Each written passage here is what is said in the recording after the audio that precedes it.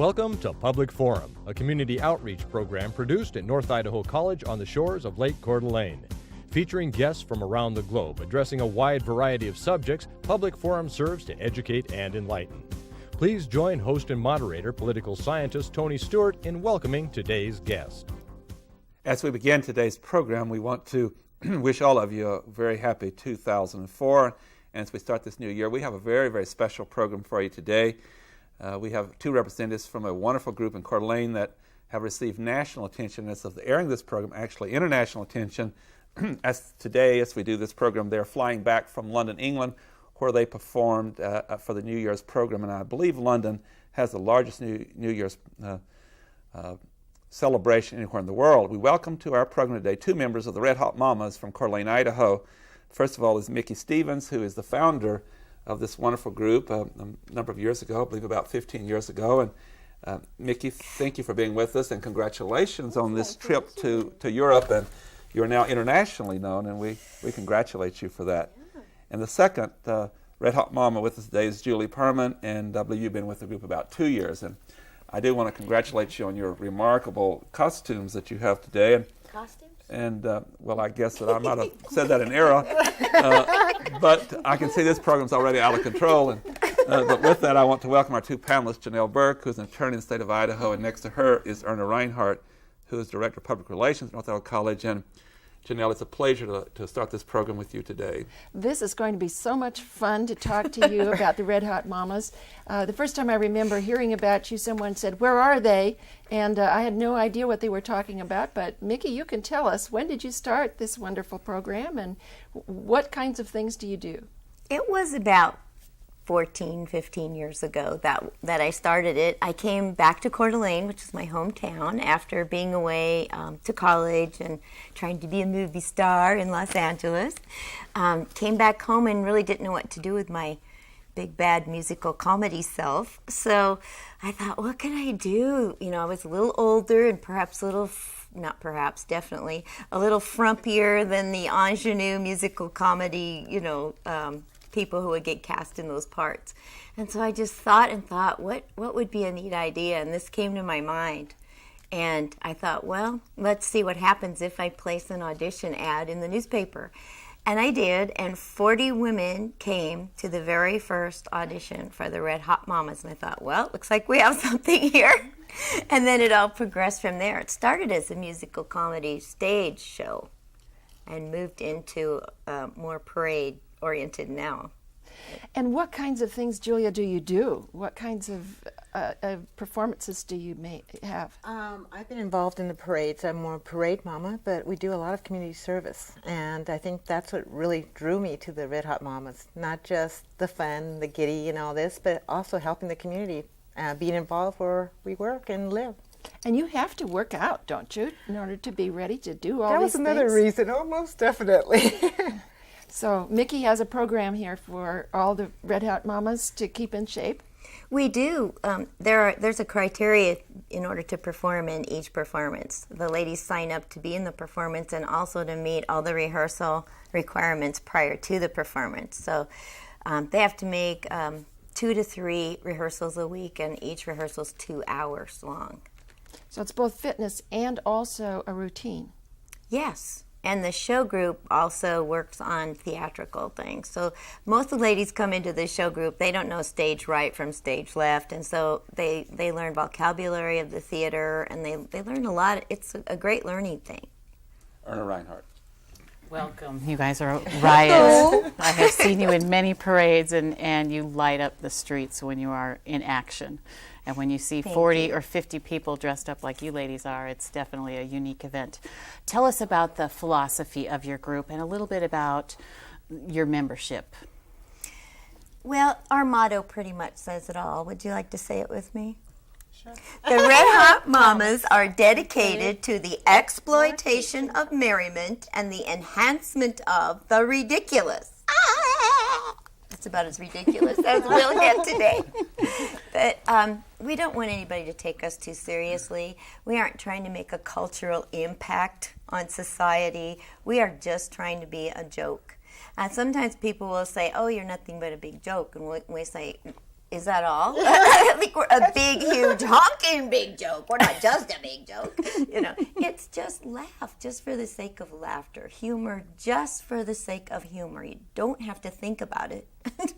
Just look at us. It's okay to laugh. The underlying mission is one that's a little bit deeper, as far as nurturing women's souls and hearts. A lot of the women that come into our group have kind of a "is that all there is" attitude, or their life has seemed like they've lived their life, and maybe they've had some dreams or some ideas of things they would like to do someday, but they've given those up.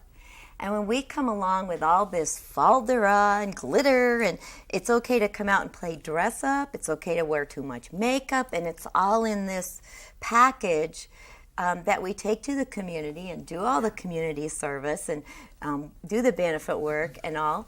But then they get to come out and do this, and women change. I mean, women come in beat up from either their own selves beating them down or things that have happened to them in the world, and they come in and we watch people blossom and change.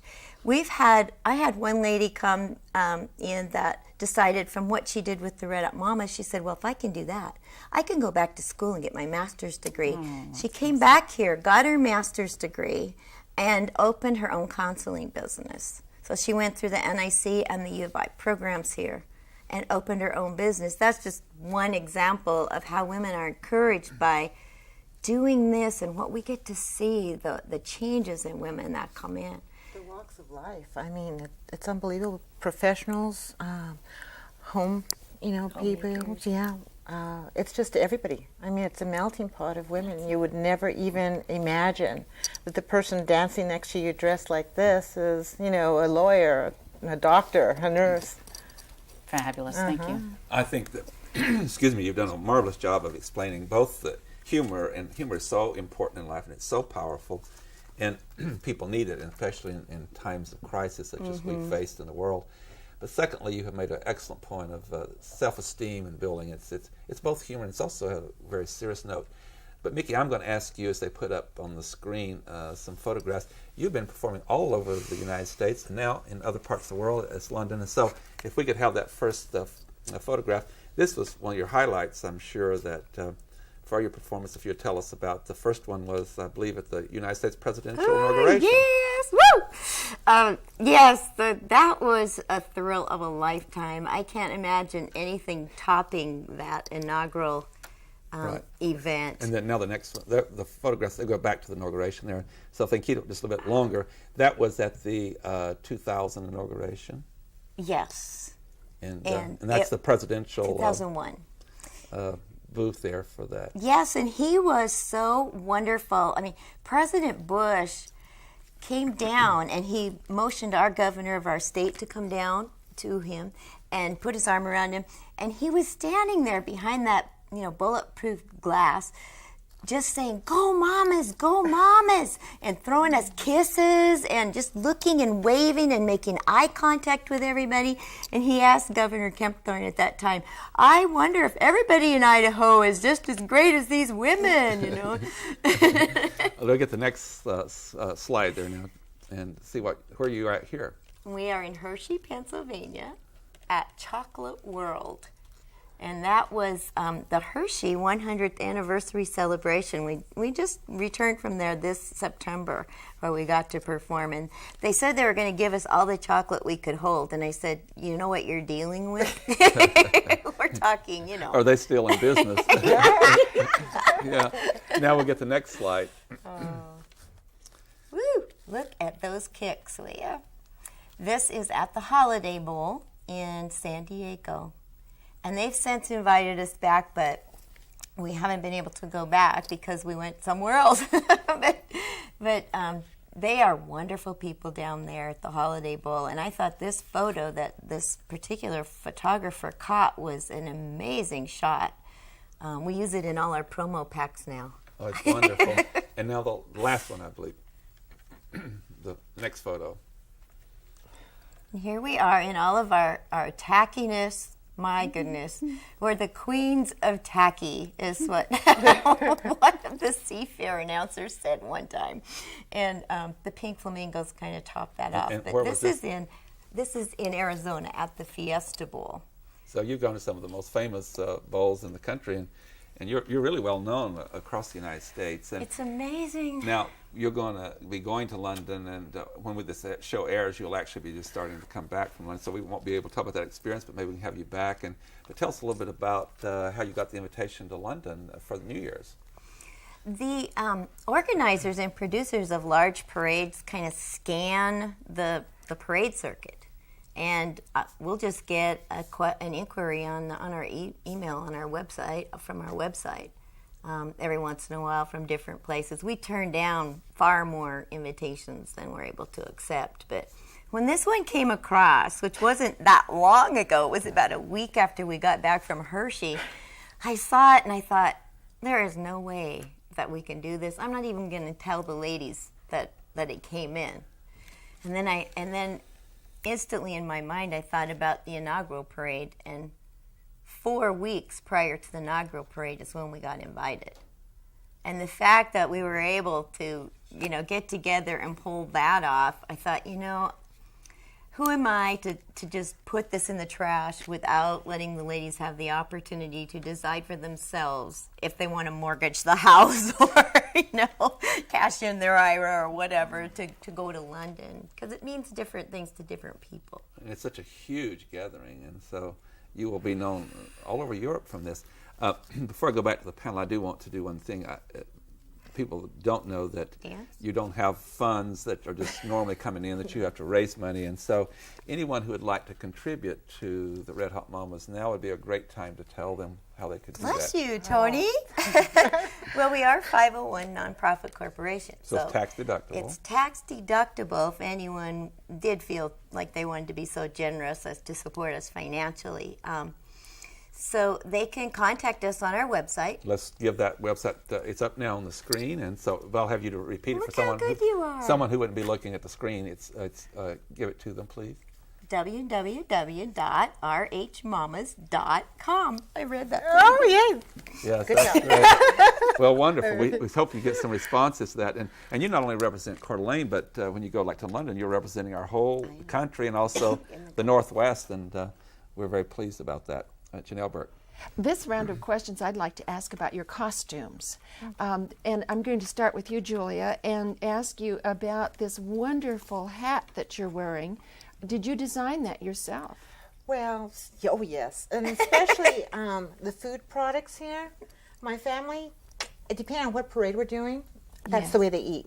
If it's St. Patrick's and it's green, we get all green products. So, but we do put them together. It's a base of pop, and then we put all the other products on top, and we tack it here, and it's And a few feathers. a few feathers, and I would say several feathers. no, just a few. We put more. We could put more.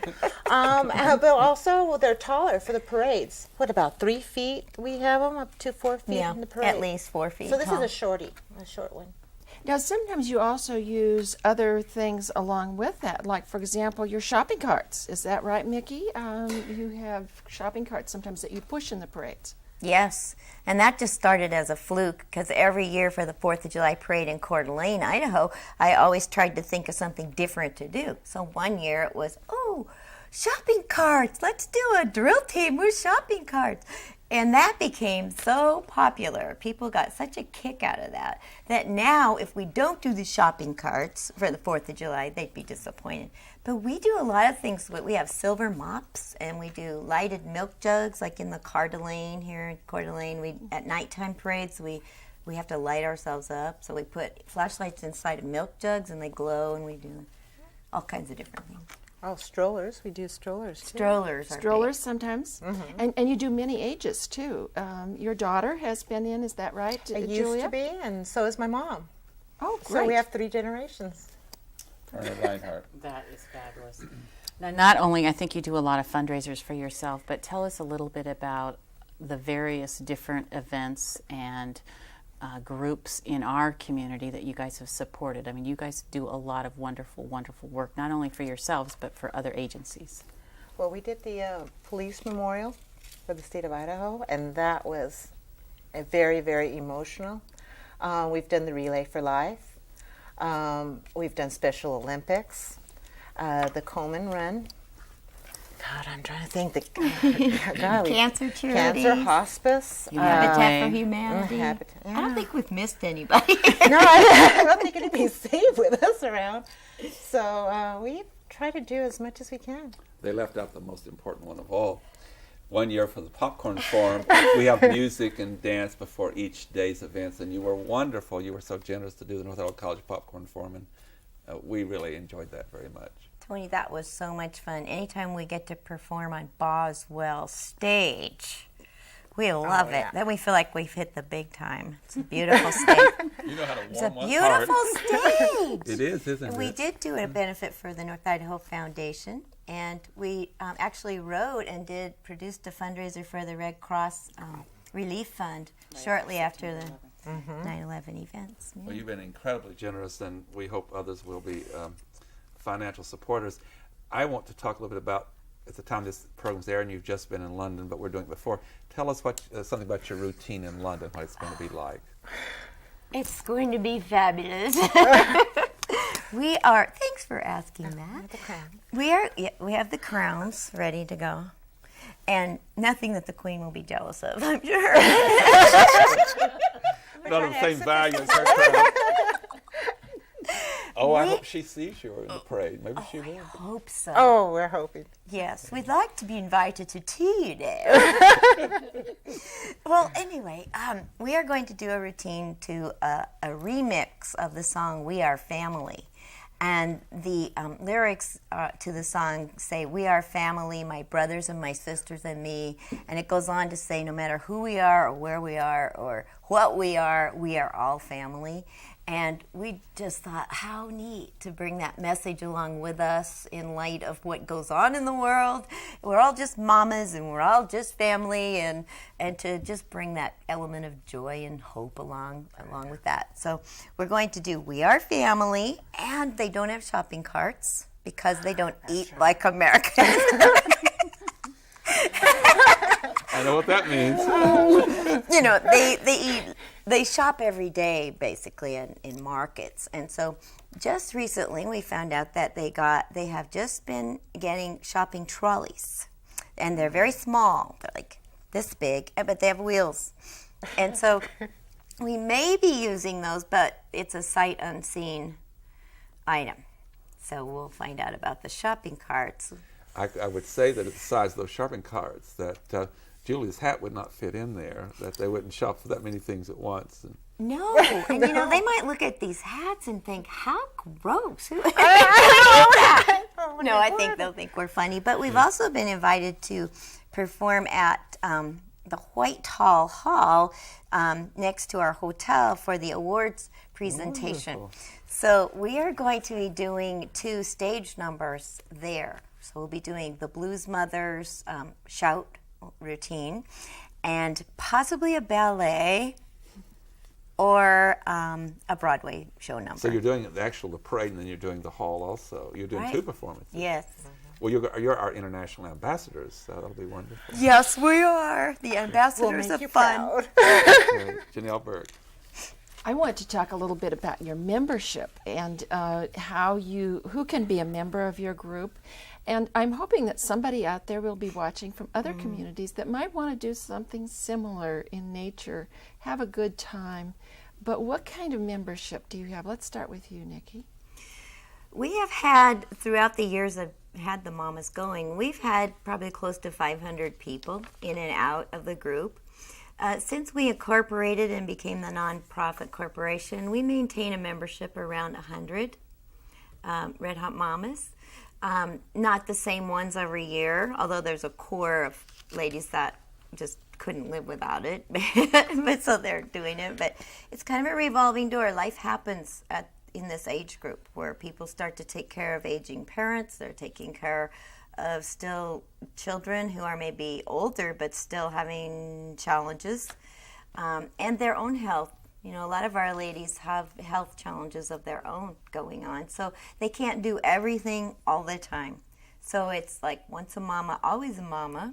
Okay. And they float in and out and come back and forth. And it's the biggest support group you ever saw in the world. I mean, we visit each other at hospitals. We go to homes and take care of people recuperating from different surgeries and bring food. And, you know, we do all kinds of other little things around and underlying in the group.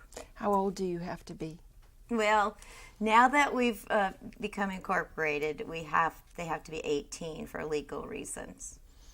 And So you have mamas and you have grandmas. and great grandmas and people who are just plain great. The youngest person we ever had was I think she was 18, right on the nose. And we have right now 19-year-old who's, you know, the mother of 3. Wonderful dynamics happen within the group where they get 50 new moms. They get all the advice they could possibly ever not want. You know, and it's a great camaraderie. It's really good. A lot of different ways. Erna Reinhardt. Tell us what's in the Red Hot Mama future. Are there some events out there that you guys are just dying to do? Or Macy's. oh, awesome. That would be a fantastic trip. And if you don't get an invitation specifically from a parade group, do you guys go out and try to solicit that yourselves? Yes, you know, it's not all just glory, you know, in the Red Hot Mamas. We have applied to Macy's and been much to our chagrin. Actually, it was kind of a funny letter. I wish I had it here so I could give you the exact way they told us, but it had something to do with, we have so many elements like yours in our parade that we just don't have room for another one. And I'm going like, did you even look? We're unique. Obviously you didn't see the video. You know, I mean, tell us you don't like us or we're not the right type of group, but don't say there's so many like us. Yeah, we're going to keep reapplying to Macy's, but this year London, next year we'll be hoping to go back to the inaugural again. And so we won't be pursuing Macy's this year. And then possibly the next year we'll try to go after that one again. We'll see. Great. When you visit these different places, you have some time there and you meet a lot of people from all walks of life. And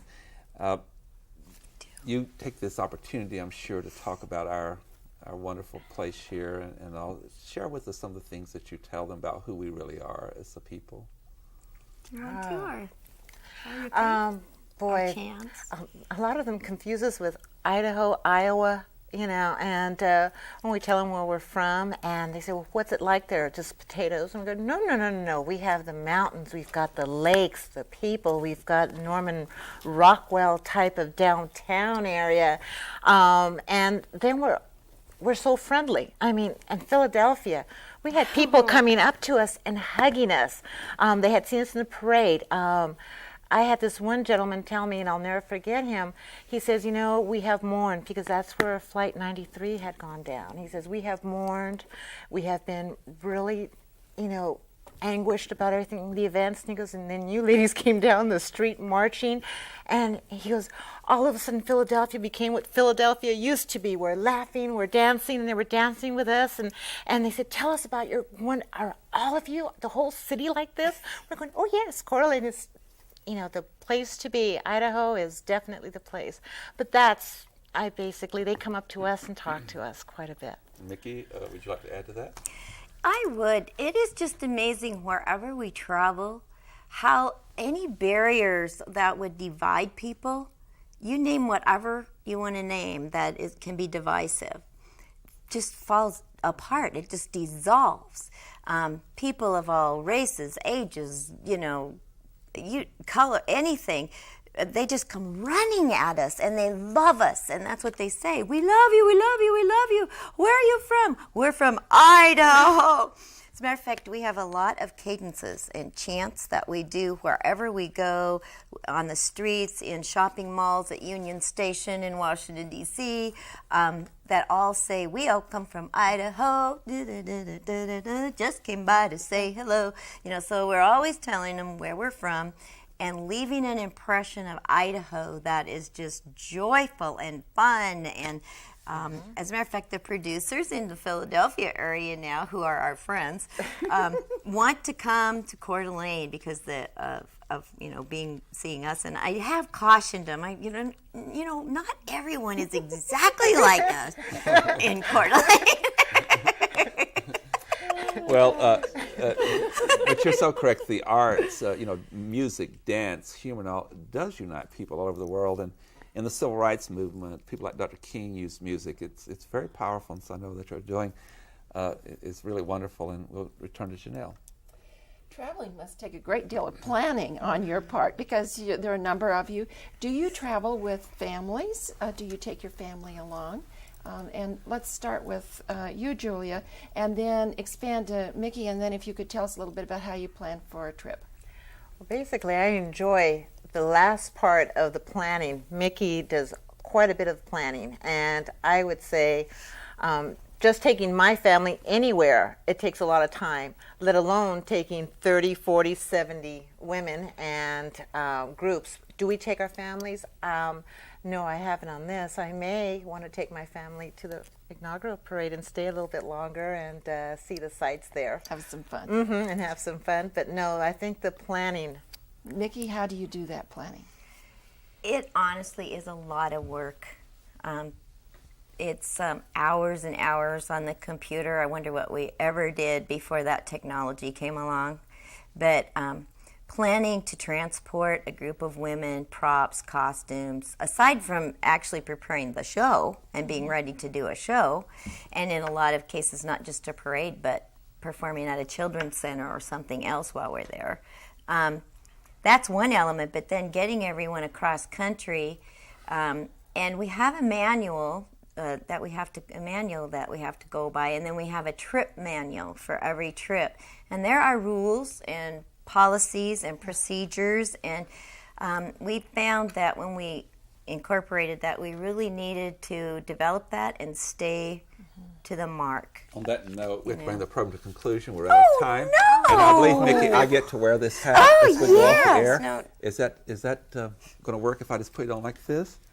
I do believe. Oh, you red hot papa, you! Yes, this is something new for me. I probably will be infamous from now on in this process, but I feel really changed by my costume.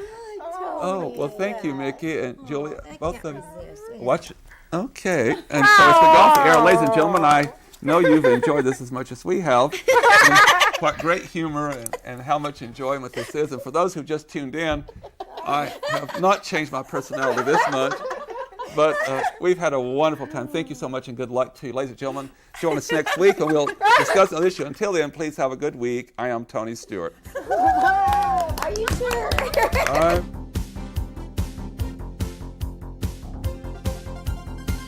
Recorded on the campus of North Idaho College, Public Forum is the longest-running in-house college production on PBS.